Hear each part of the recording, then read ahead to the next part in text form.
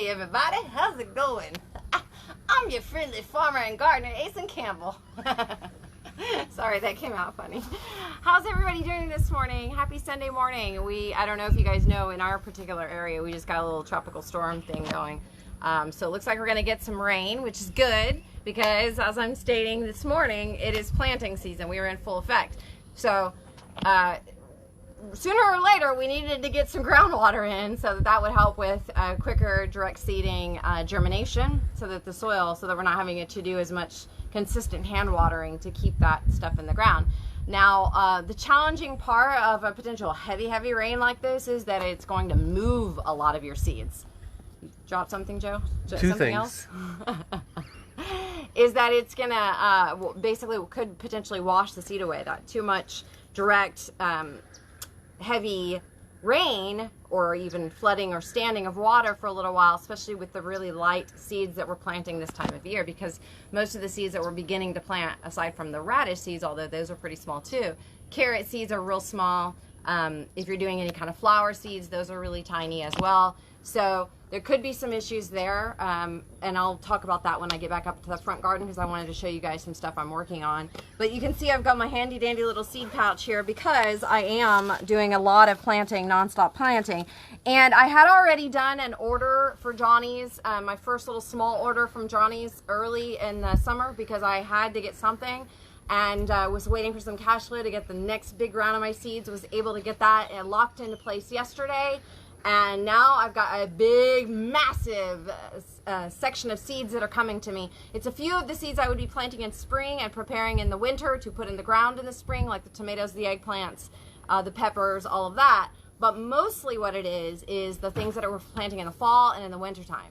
That's going to be carrots, turnips, radishes, beets, and then of course my stocky things and my greens. Like, I'm doing my stocky things in here. When I say stocky things, I mean cabbage, broccoli, cauliflower, what else? Brussels sprouts, eggplant, all of that kind of stuff. No, eggplant would be a fruiting plant. So a stalking plant is kale, that kind of stuff. So you can see here all of the babies that are taking off. These would be the ones that I have recently germinated.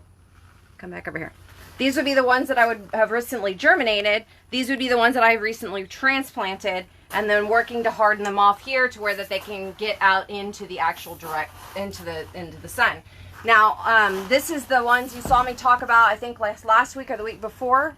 Actually, no, this is not. This is a brand new planted thing, and what I've been doing is coming out here specifically, especially for the germinating seeds, especially without the rain that we haven't had up to this point. These seeds need to be misted at least twice a day, sometimes 3 times a day. Same thing for even your garden beds. To keep that stuff in germination, to get a good across-the-board germination rate, you got to keep it moist during the whole 10 days till germination. So the moisture and the heat is what will help those seeds germinate, which is why you try to germinate as many of them you can here, and that makes it easier for you to control that stuff. Over here is the little flowers that you did see me do last week, and they're very tiny, and they've all finally started to germinate.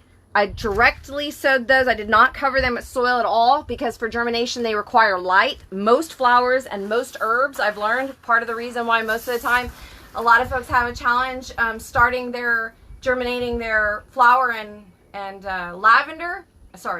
herbs, is because of that. That's just the fact that a lot of new gardeners don't know, and so they're actually the seeds aren't able to germinate because they're not getting enough sunlight. So just put the tiny little seeds on top of the soil, don't cover them up, keep them nice and misted with a nice little mister if you've got one, every single day, several times a day, to the point of germination. Now, if you're doing a backyard garden, urban backyard garden, you're not going to be potentially planting this many plants.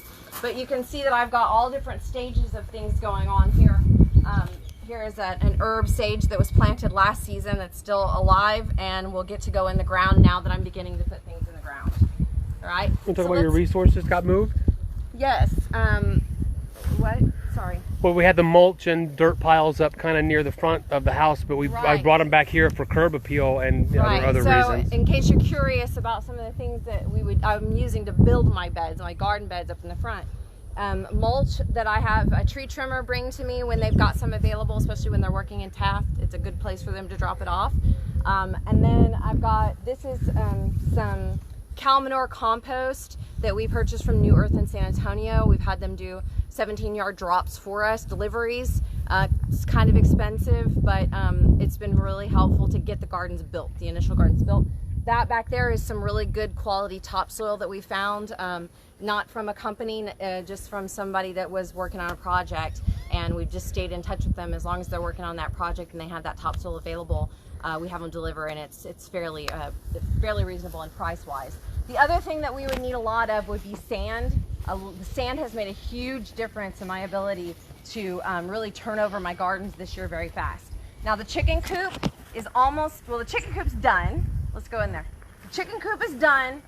The run is here, and the chickens will be coming tonight. Yep.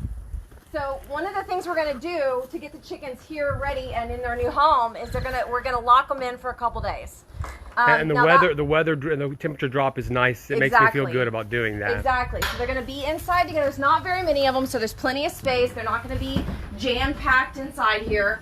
And then we're going to make sure that they have water, of course, food. We're going to do that a couple days. What that does is that teaches them that this is the home. So at night, when it's time to go to bed, they know where to go, because this is where our beds are. And chickens are really good about that. They only need to know their bed once, and then they want to go back to that place every night to roost. New roosting spot. This is where they'll sleep at night. Then they'll lay in these nesting boxes whenever you retrieve the eggs.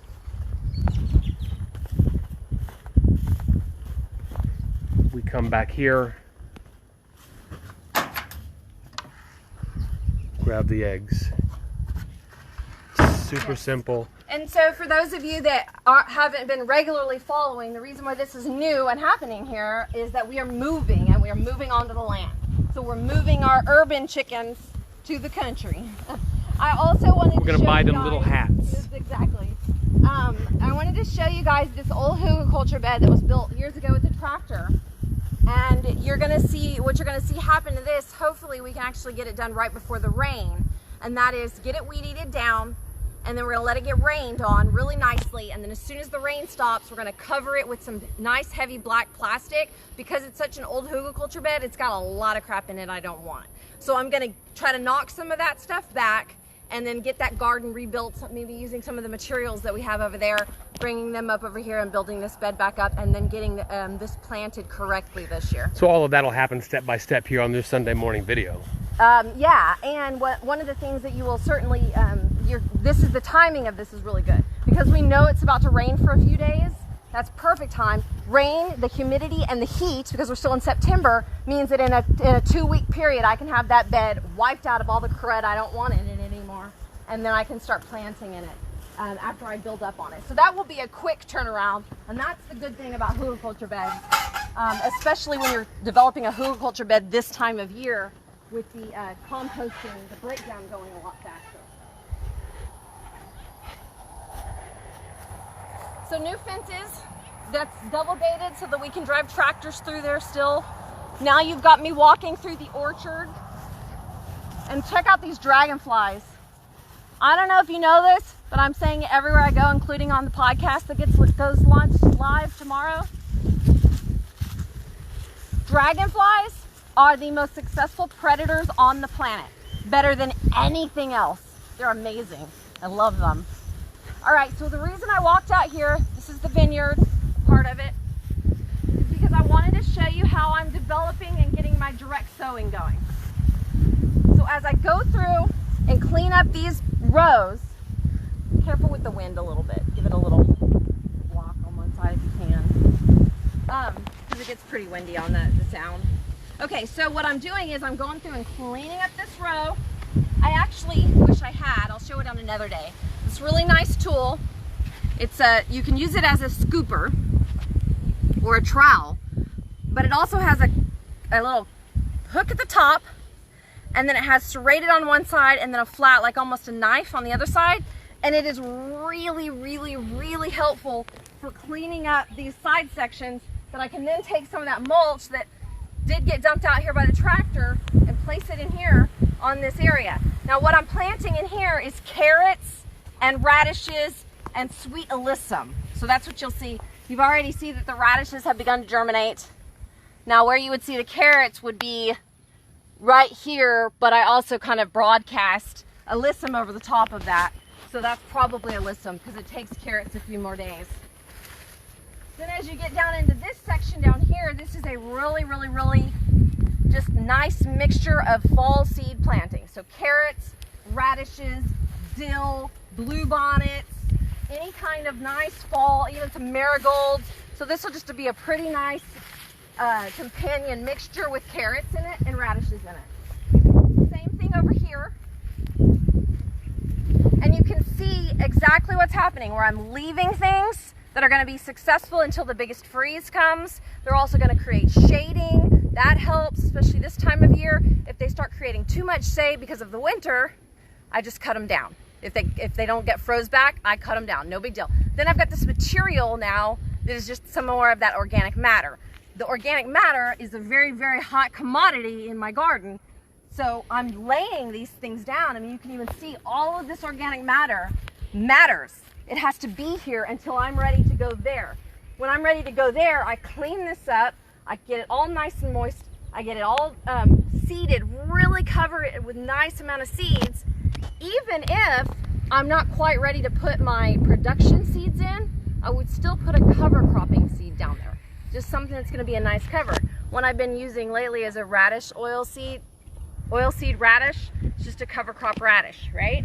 So you can do that, but it's important to create. It's important. It's important. It's real important, you guys. So the thing about it is we want to keep it covered, and we want to create that organic matter. We want to continue to lay that stuff down in the footpaths, and then we want to make sure that our rows are staying alive and healthy. Now these rows have been turned a lot in this section because this was potatoes mostly.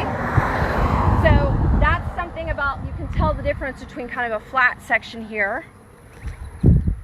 And I'll tell you something, if you've got a particular weed that you're not a fan of, no matter where you are, whether it's a huge freaking farm or whether it's a small urban backyard garden, just pick it up and pull it out and throw it off. It's not something you want growing in your area, so just keep it out. See pumpkins. Yeah, so you can tell these areas have not been turned over and they still have production. There's still pumpkins in here. This is sweet potato vines. There's going to be a lot of sweet potatoes for the winter, for fall. And then I actually still have watermelons and look at these tromboncino squash. Speaking of tromboncino squash, do I have something coming up for you? Here, open that up a little bit. I want to get a good look. There we go. Back to my show, right? Speaking of tromboncino squash, I do have an event coming on September the 29th. That's a Wednesday. It's going to be a lunch. It's a farm-to-table lunch. It's called the Long Lunch Club. I'm going to be talking about this tromboncino because it produces really well in Zone 9B, or Zone 9. And it is a very productive squash that can be used as a summer squash. So like a zucchini is probably the closest way to match up with it. Or like a winter squash, which would be like any of your, what do you call those ones that go like that? Butternut? Butternut. So similar to a butternut. We're going to be doing an event. How do they go? It goes like this. That's how it goes. We're going to be doing an event here at the pavilion on the farm, September the 29th.